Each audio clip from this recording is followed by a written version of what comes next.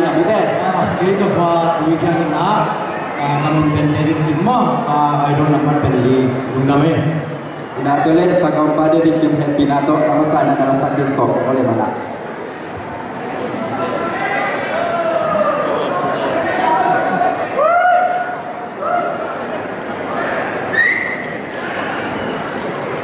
Bangla ya le. Sanggam pade di kim di band gamle minama di band ye. Happy nato ka just na.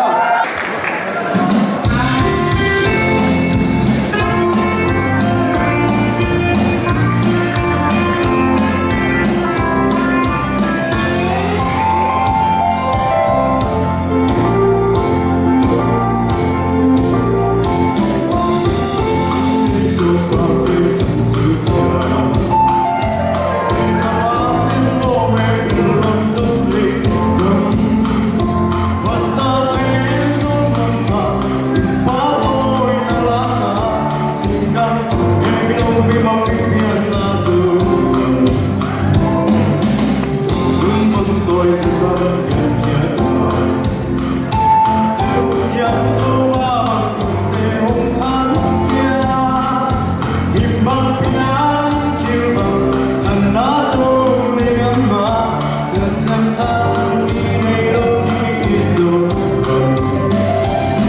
kênh Ghiền Mì Gõ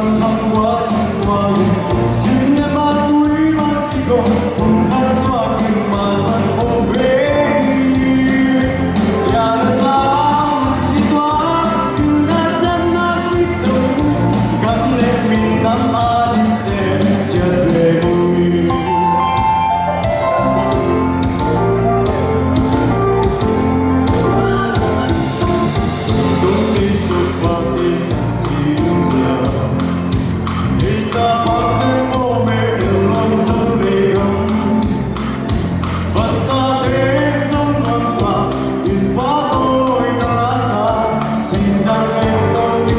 lỡ